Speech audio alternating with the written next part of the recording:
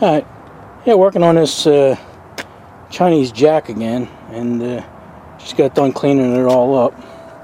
Surprised because I put it in the fuel there, and it went in orange, and some of it came out yellow, which is interesting. And another interesting thing is they actually primed it. I wouldn't think. Even the paint's kind of soft, so I can scrape all this off. I'm gonna bring this in and scrape it off. But it's all degreased now. And like I say, some of it went in orange and some of it came out yellow. Interesting. And here's the bottom part. This I didn't leave submerged. You know, I had to hold these up and degrease them with a brush. But I don't know. You see a little bit of yellow under here. So I don't know what the deal is. Maybe it's just pigment. Maybe just some orange pigment came off. I don't know. Don't know what the deal is, but anyway. Yeah, I was looking at it a little bit, and this pump here, we might get away with it without rebuilding it because the front here wasn't leaking. And like I said before, I didn't know if I could take that out, but actually, let me spin it around here. Actually, I could because there's like a little ring in there, a little spring clip that holds that in, and you can get that out. So it can be rebuilt if it had to, but I don't want to put that kind of money into this. It's not worth it. The only thing that was really leaking on this was this plunger here, and this plunger, that's in good shape, excellent shape. There's not a scratch in it, and you can get this. This is a wiper. And you can buy that, but that's like $18, so I'm not going to do that. What's in there, I don't know if you can see that. I don't know if we... Yeah, but I can actually see the seal that was leaking. It's an O-ring. So I think if I just replace that one O-ring, this will be fine. Like I said, we're not rebuilding this. You know, we're just refurbishing a little bit, making it safe. So that's what we're going to do. I guess our first mission will be fill this with oil and replace some of them O-rings, and then continue on. I'll scrape the rest of this paint off and wire wheel everything. So, alright, let's bring this in there and see what's going on in there.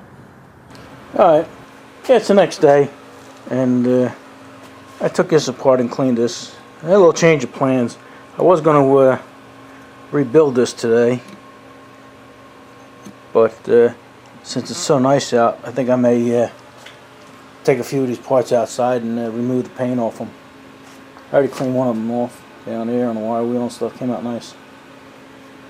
But like I say, I was going to rebuild this, and I did look in here, and I don't know if you can see it, but there is only one O-ring in there, you know.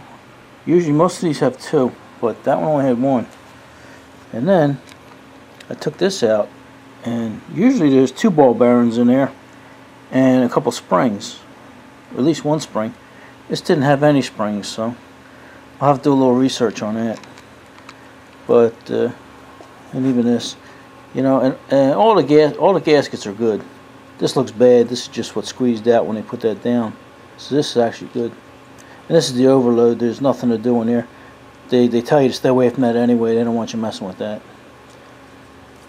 But and even this here seems to be working good. So actually, maybe it's just the one O-ring in there, and I have plenty of metric O-rings here. But here's what came out of there. I drained it, and it does look pretty funky. But there's only about a shot glass of oil in there. There was a little bit of water, not much. Maybe a drop or two, but you know. So that's what we're going to do. We're not going to do this. We're going to take some pieces out there, and we'll show you how we get the paint off of them. Yeah, tomorrow we're supposed to get about 1 or 2 inches of rain, so I can work on this tomorrow or later today if we get done stripping that paint. So this can wait. All right. We got you set up out here in the driveway, and got this piece clamped down. I'm going to do this.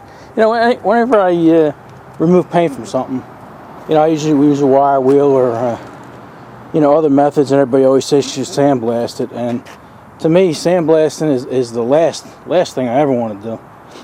You know, especially on something like this or the engines I work on. You know, I mean, that's good for carburetors and stuff like that, where you use a fine, you know, powder or something like that. But you know, no matter what you do, you're always gonna have to change the grit. And it's dirty, it's dusty, it takes a long time to set up. You know, I got 3 sandblasters, but you know, I got the big tank, I got a 15-gallon tank, and I got the box and stuff like that, and I never use them. I hate to use them. But for this, what we're going to use today is this needle gun. To me, this is the fastest way to take his paint off. When I was younger, I spent 10 years professionally taking paint off of battleships and aircraft carriers and stuff and repainting them. And you know, this is that's all this is, a little battleship. So I'm going to set you up on a tripod, and we'll see how fast it takes just to take this off, and in real time. So sit tight. All right. Yeah, I did this one a little earlier, and the paint jumped right off of there. See what it does? It leaves you with these leaves you with chips, you know, which is easy to sweep up. And there's very little dust. You know, there is dust in the air, but you don't see it. You know, I got dust mask on, but that's the best way to do this. And then after we do that, you know, you hit it with a wire wheel or sandpaper. On this one, we'll probably hit it with some 80 grit or something, but it comes right off. All right, let's see how long this takes in real time. Got my mask on. Put your hearing protection on, and eye protection.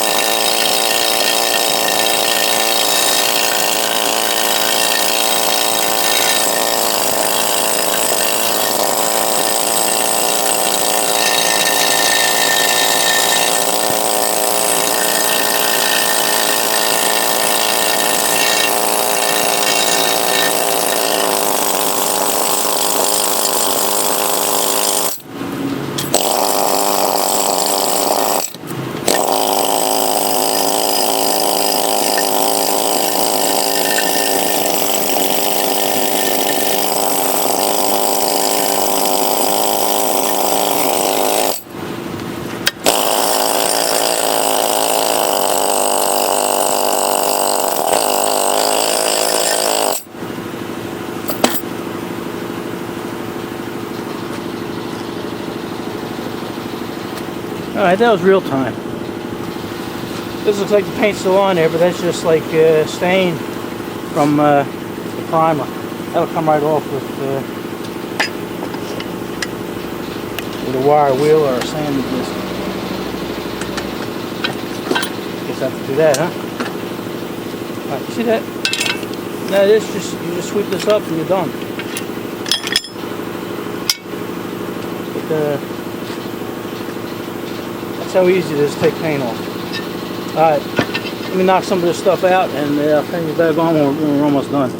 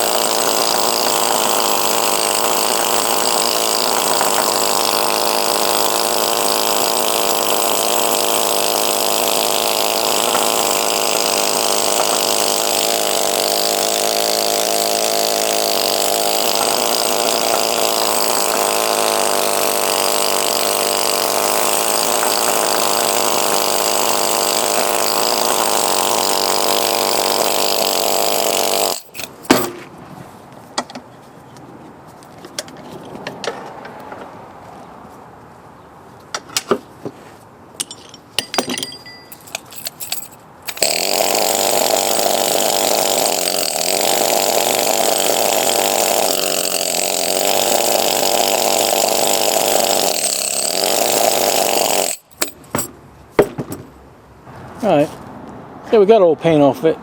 I'm happy with it. And I think while I got this out here, I might get the grinder and get rid of that weld there. And we lost a few needles, not many. Look like about five or six. I was looking at this casting here, and this is a real rough casting, and they never cleaned it up. You see, that's supposed to be the shape of a bell, and there's one side here they didn't do anything to. You know, they just, when it came out of the casting, they just left it. So I think maybe we'll hit that with a die grinder and make that look like a bell and pretty that up.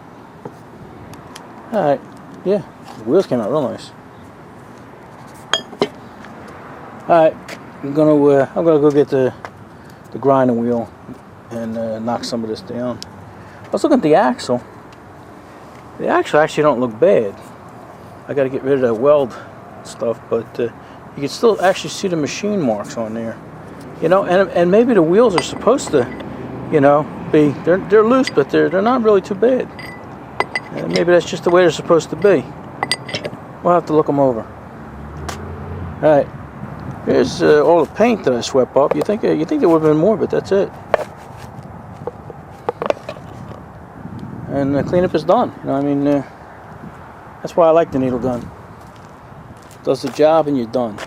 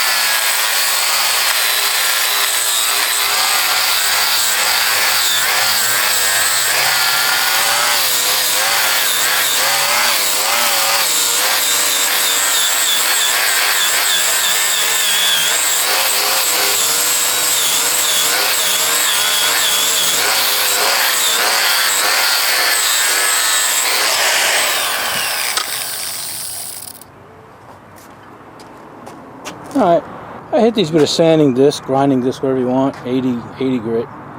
And the parts that are going to be seen, you know, these are the two outside parts, and that's the top.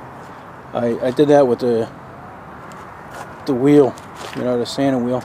But the other parts that aren't going to be seen underneath over here, you know, I'm going to hit them with a wire wheel, just clean them up, and that should be fine. Also took the welds off of here. I got to bring it in and hit this with a file, clean that up. But I'm pretty happy. So let me stick this in there, and then we'll find something else to do. Alright, this video is probably getting pretty long, so what we'll do is we'll just change this. Let me turn the light on here. Look at this light here. I actually got a little light here. Yeah, the video is getting pretty long, so we'll just change that one O-ring down there. This top one's a wiper, so I don't have that, so it really doesn't matter much. It looks like it's, you know, it's still soft and working, so that's fine. But let's try and get that O-ring out of here. Usually you got two nylon pieces, one on the bottom, one round piece on the bottom, one on top of the O-ring, and then the O-ring itself. So let me put this light down, and You know what I think I'm gonna do? I think I'm gonna try and operate on this like an orthoscopic surgery or something here. There we go. I'm looking through the lens. I'm looking through the lens like you. Alright, here's that plastic thing I was telling you about. We want to save that. So hopefully we get that out.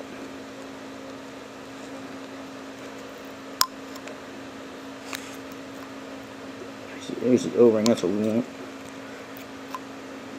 Okay. Alright. We got it. Whoa! Just hit me in the head.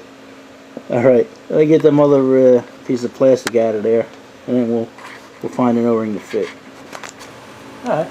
Yeah, I left that nylon washer in there. There's only one. Like I say, sometimes you have one on the bottom, one on the top. It's like a protector to protect this rubber. And you can actually see that this one is a little frayed on the bottom. So maybe that's because it only had the one, but I don't know how well you guys can see that. A little frayed, but anyway. I got a box here of new metric O-rings. So we got, oh yeah. These are nice to have around. I mean, they're cheap. I mean, it's only like $15 to $18 to get one of these. I'll leave a link in the description if you guys are interested. They got them in American too. I got another American set up on the wall there. Alright, let's see what we got here. Looks like it would be this one here. Yep. This is the shaft that it goes on. And that goes on with ease. The way it should, you know, snug. And here's the one we took off. And that's sloppy, loose as a goose, so. This is the one that's going to go in. Alright, I'm going to finish this video up here because I'll probably be fiddling with this trying to get it in there. I mean, it's not tough to get in there, but you do have to play, and I really couldn't film it anyway, so. Alright, what do you say? Enough of this? Alright, see you later. Alright, wait, before you go. Alright, you guys knew I couldn't put this back together without taking the rest of it apart, so. Alright, this one thing that holds the ball bearings in down there. I took this out. That takes an O-ring and then just a piece of plastic on top there. So I replaced that O-ring too. And I decided might as well take this valve apart. Has copper crush rings in there, and they're in real good shape, so they're going back in. Ball bearing's in good shape, and it did have an O-ring, so I'm going to change that since I have them. And then this here, it's just a flat gasket to fit in there. So this is all going to be rebuilt this here, except for the main piston, and if that leaks, then I'll get that. But this part here, you can tell that was wore out, that other O-ring, because I'm going to have to lube that up down there and apply some pressure. I don't want to put that in right now, but this thing should be tight as a bullfrog's ass by the time we get done with it. So, alright, go on, get out of here.